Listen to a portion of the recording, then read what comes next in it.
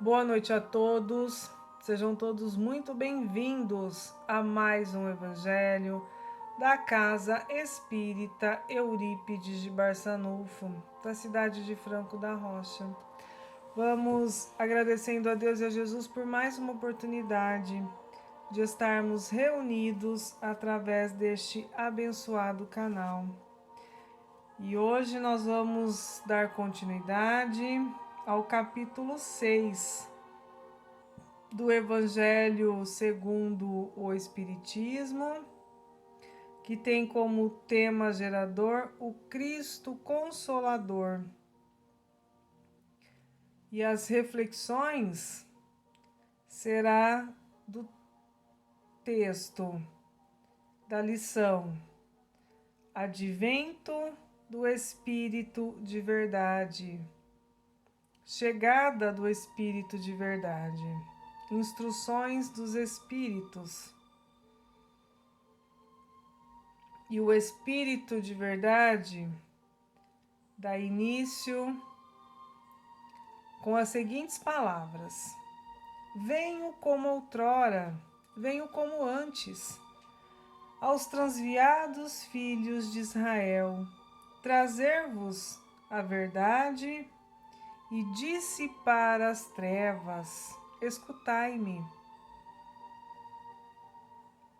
Então, aqui ele está dizendo que ele vem como em outros tempos, como antes, trazer-nos a verdade, trazer-nos a luz da verdade. E ele pede então ele pede para que nós o escutemos. E prossegue: o Espiritismo, como antigamente, o fez a minha palavra. Tem de lembrar aos incrédulos que acima deles reina a imutável verdade. Então vamos compreender esta verdade imutável.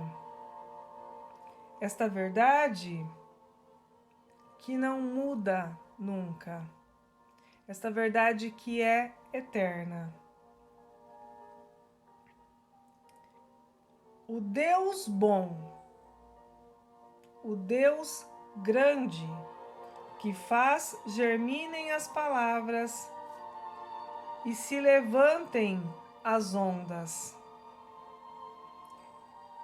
Então aqui ele está falando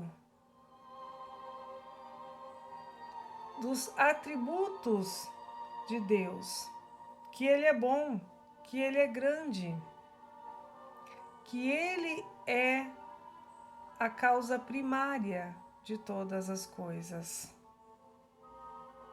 Porque já não cabe mais acreditarmos em um Deus tirano, em um Deus que pune. Infelizmente, podemos cair pela falta de conhecimento em momentos difíceis de nossas vidas e dizermos que Deus nos abandonou ou que Deus está nos punindo. No Evangelho, aqui no Evangelho segundo o Espiritismo, no capítulo 5, quando estudamos o tema Bem-aventurados os aflitos, nos foi colocado que nós somos os responsáveis pelas nossas aflições, pelo nosso sofrimento. E se a causa não está nesta vida, ela está em vidas passadas, em vidas pretéritas. E também nos é colocado no capítulo 5 por Santo Agostinho que quando no plano espiritual, quando temos condições para tal, escolhemos as nossas provas,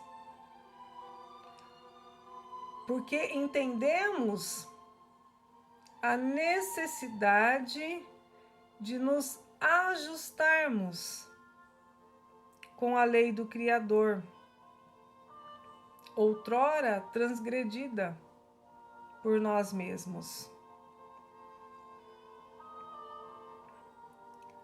Então, não há um Deus que pune, há um Deus bom, há um Deus de amor, que dá oportunidade aos seus filhos para que eles progridam moralmente e caminhem cada vez mais para próximo dele. Revelei a divina doutrina, nos diz o Espírito de verdade. Como um ceifeiro, reuni em feixes o bem esparso no seio da humanidade e disse: vinde a mim todos vós que sofreis. Jesus disse: eu sou o caminho, a verdade e a vida. Nós não vamos encontrar alívio espiritual nas coisas da matéria. O alívio espiritual da qual necessitamos, nós vamos encontrar no Cristo, praticando os seus ensinamentos. Mas ingratos, os homens se afastaram do caminho largo e reto que conduz ao reino de meu Pai, perdendo-se nos ásperos atalhos da impiedade. Aqui está se referindo aos desvios que cometemos ao longo de nossas existências. Quando nos desligamos daquilo que é sagrado e mergulhamos no profano.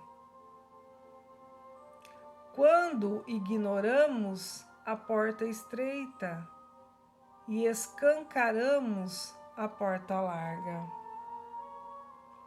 Meu Pai, nos diz o Espírito de verdade, não quer aniquilar a raça humana. Quer que, ajudando-vos uns aos outros, mortos e vivos, isto é, mortos segundo a carne, já que a morte, ela não existe, vos socorrais mutuamente, e que se faça ouvir não mais a voz dos profetas e dos apóstolos, mas a dos que já não vivem na terra a clamar. Orai e crede, pois a morte é a ressurreição, sendo a vida a prova escolhida, durante a qual as virtudes que houverdes cultivados crescerão e se desenvolverão como o cedro. Orai e crede, nos diz. Devemos orar. A oração é o alimento para o espírito. Devemos crer na providência divina. E aqui, o Espírito de verdade fala com grande clareza: a morte não existe. A morte é do corpo físico. O espírito, ele é eterno. Neste parágrafo, somos convidados à prática da benevolência, a nos ajudarmos, a socorrermos uns aos outros. E então podemos observar que as disputas egocêntricas não cabem à conduta do aprendiz do Evangelho. Somente o amor e a caridade. E as virtudes que nós vamos cultivando, elas crescerão. E como diz o Espírito de verdade, se desenvolverão como cedro. Que é um símbolo de resistência. Então as nossas virtudes ficarão, resistirão ao tempo e permanecerão uma vez conquistadas. Homens fracos, que compreendeis as trevas das vossas inteligências, não afastais a tocha que a clemência divina vos coloca nas mãos para vos clarear o caminho e reconduzir-vos, filhos perdidos, ao colo de vosso Pai. Mesmo ainda ignorantes e portadores de diversos vícios, o Pai não nos abandona. Pelo contrário, envia recurso para nos recolocar em seu colo. E é claro que colo aqui no sentido figurado. Jesus, na parábola da ovelha perdida, deixa isso bem claro. Nenhum filho transviado ficará para trás. Todos serão. Não medirá esforços para recolocá-los no caminho do bem. Sinto-me tomado de muita compaixão pelas vossas misérias, pela vossa imensa fraqueza, para não deixar de estender a mão em socorro aos infelizes transviados que, vendo o céu, caem no abismo do erro. Crede, amai, meditai sobre as coisas que vos são reveladas. Não mistureis o joio com a boa semente, as utopias com as verdades. Espíritas, amai-vos, este é o primeiro ensinamento. Instruí-vos, este é o segundo. Então nós devemos nos amar, amarmos-nos uns aos outros, assim como Jesus nos amou, como Jesus nos ama. E devemos nos instruir. Por quê? Para não misturarmos, como o Espírito de verdade disse, o joio com a boa semente, as utopias com as verdades, né? Ele disse mais adiante: meditai sobre as coisas que vos são reveladas. Buscando instruirmos-nos, nós não vamos acreditar em tudo aquilo que nos é colocado, mas aquilo que será colocado passará pelo crivo da razão. Será observada para não cairmos nas inverdades e nas ilusões. Todas as verdades encontram-se no cristianismo. Então, as verdades, elas estão nos ensinamentos do Cristo, no Evangelho de Jesus. Os erros que nela se arraigaram são de origem humana. E eis que do além-túmulo que julgáveis o nada, vozes vos clamam. Irmão, nada perece. Jesus Cristo é o vencedor do mal. Sede os vencedores da impiedade. O Espírito de Verdade deixou essa mensagem na cidade de Paris no ano de 1860. E no ano de 1961, ainda em Paris, ele nos deixa uma outra lição, que diz o seguinte: venho ensinar e consolar os pobres deserdados. Venho dizer-lhes que elevem a sua resignação ao nível de suas provas, que chorem, pois a dor foi sagrada no jardim das oliveiras, mas que esperem, pois os anjos consoladores também lhes virão enxugar as lágrimas. Obreiros, traçai o vosso sulco, recomeçai no dia seguinte a rude jornada da véspera.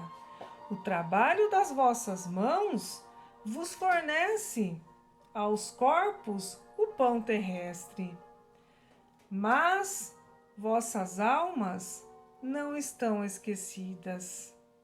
E eu, o divino jardineiro, as cultivo no silêncio dos vossos pensamentos. Quando soar a hora do repouso, quando a teia da vida escapar de vossas mãos e vossos olhos se fecharem para a luz, sentireis surgir e germinar em vós a minha preciosa semente. Nada fica perdido no reino de nosso Pai. E os vossos suores e misérias formam o tesouro que vos tornará ricos nas esferas superiores, onde a luz substitui as trevas e onde o mais desprovido dentre todos vos será talvez o mais resplandecente. Mais uma vez, com essas palavras do Espírito de Verdade, temos a afirmativa de que não estamos sozinhos, mesmo sendo os responsáveis pelas nossas misérias morais. Sempre encontraremos no Cristo palavras de bom ânimo para que possamos recomeçar sempre que necessário. Em verdade, vos digo, os que carregam seus fardos e assistem os seus irmãos são meus bem-amados. Instruí-vos na preciosa doutrina que dissipa o erro das revoltas e vos ensina o objetivo sublime da provação humana. Os fardos que carregamos devem transformar-se em missão de amparo aos nossos irmãos, e não de egoísmo. Quando nos instruímos e temos para nossa instrução muitos recursos, como, por exemplo, o Evangelho segundo o Espiritismo, o Livro dos Espíritos e muitas outras obras espíritas, para nos auxiliar na busca do entendimento que fará com que não nos revoltemos na hora de nossas provas, mas sim de que, vivenciadas com resignação, estaremos nos harmonizando com a lei do Criador, transgredida em outros tempos. Bebei na fonte viva do amor e preparai-vos cativos da vida para vos lançar um dia livres e alegres no seio daquele que vos criou fracos, para vos tornar perfectíveis, perfeitos. E deseja que modeleis vos mesmos a vossa maleável argila, a fim de serdes os artifícios da vossa imortalidade. A resignação a ser conquistada depende do esforço próprio. Fomos criados simples e ignorantes, mas chegaremos um dia, por mérito de nossas lutas, a espíritos angelicais. E no ano de 1861, na cidade de Bordeaux, o Espírito da Verdade prossegue nos ensinando: sou o grande médico das almas e venho trazer o remédio que vos há de curar. Os fracos, os sofredores e os enfermos são os meus filhos prediletos, e eu venho salvá-los. Vinde, pois, a mim, todos vós que sofreis e estáis sobrecarregados, e sereis aliviados e consolados. Não procureis em outro lugar a força e a consolação, pois o mundo é impotente para dá-las. A consolação que procuramos está no Cristo. Procurá-la fora de seus ensinamentos, como já foi dito, que tem como base sólida o amor, é pura ilusão, pois o remédio que as almas aflitas e desiludidas buscam estão no legado de Jesus, estão no seu evangelho de amor. Por isso, ele disse: vinde a mim, vós que sofrestes, e eu vos aliviarei. No ano de 1863, ele deixa uma outra mensagem, da qual eu vou fazer um resumo dela. Ele diz que o devotamento e a abnegação são uma prece contínua e encerram um ensinamento profundo. A sabedoria humana reside nessas duas palavras, o devotamento e a abnegação. Possam todos os espíritos sofredores compreender essa verdade, em vez de clamarem contra suas dores, contra os sofrimentos morais que são o vosso quinhão neste mundo. Então, o que ele coloca aqui, né? Que não devemos reclamar as nossas dores, mas devemos compreendê-las. E para isso, precisamos do devotamento e da abnegação. Tomai, pois, por divisa estas duas palavras, devotamento e abnegação, e sereis fortes, porque elas resumem todos os deveres que a caridade e a humildade vos impõem. O sofrimento do dever cumprido vos dará repouso ao espírito e resignação. O sofrimento, ele não é para sempre. Comparado à eternidade, ele é momentâneo, como já nos foi ensinado. O coração bate melhor, a alma se asserena e o corpo já não sente desfalecimentos, porque o corpo sofre tanto mais quanto mais profundamente o espírito é golpeado. A enfermidade está no corpo, mas se o espírito está em paz, acaba-se caminhando de forma harmônica. Que assim seja, graças a Deus. Vamos então às vibrações de hoje.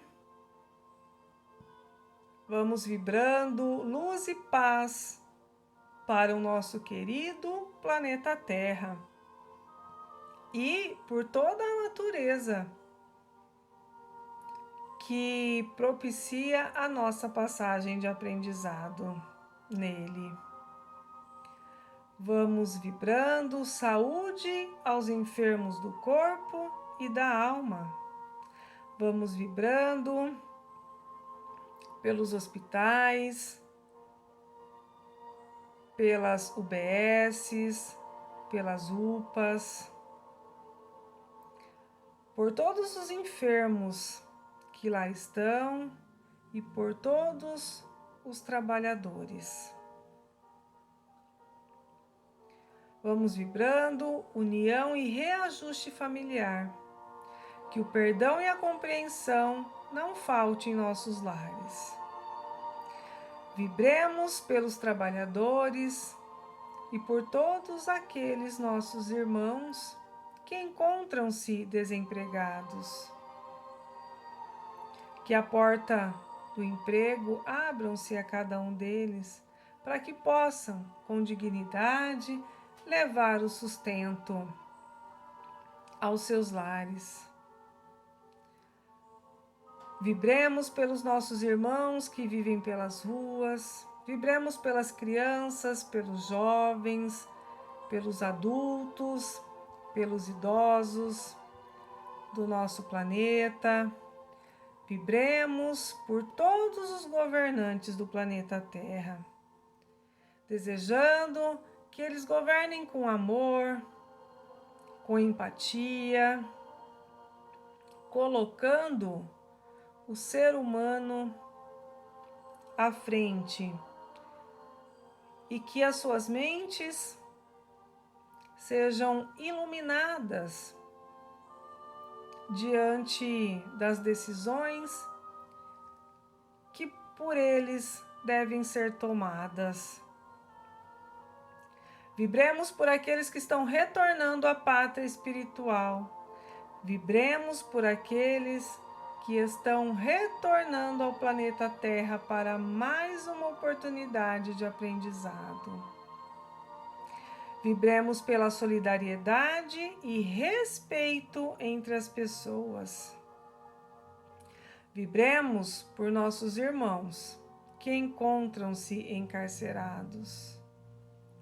Vibremos por nossos familiares, amigos, colegas de trabalho, vizinhos e por aqueles, sejam eles encarnados ou desencarnados, que consideram-se nossos inimigos.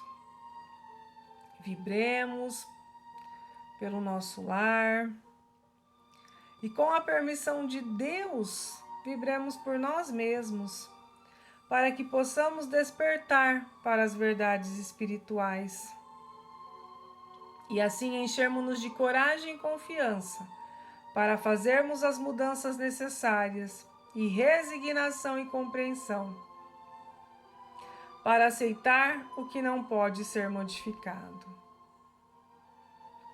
Com os nossos pensamentos entrelaçados na fé e no amor do Cristo, em uma só voz, vamos fazer a oração que Ele nos ensinou. E que as vibrações dessa oração possa chegar aos nossos irmãos que encontram-se desanimados, e sem expectativa em relação à vida, restaurando a fé e a confiança em cada um deles. Pai nosso que estais nos céus, santificado seja o vosso nome. Venha a nós o vosso reino. Seja feita a vossa vontade, assim na terra como no céu. O pão nosso de cada dia nos dai hoje, Senhor. Perdoai as nossas dívidas, assim como nós perdoamos aos nossos devedores.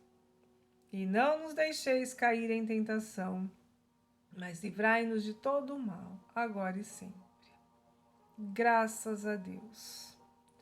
Agradecemos a Jesus, a Maria de Nazaré, aos nossos mentores e a toda a espiritualidade amiga que cuida de cada um de nós com muito amor e carinho, nos direcionando sempre ao caminho que nos aproximará do nosso Criador. Graças a Deus. Um grande abraço a todos e até o próximo Evangelho. Graças a Deus.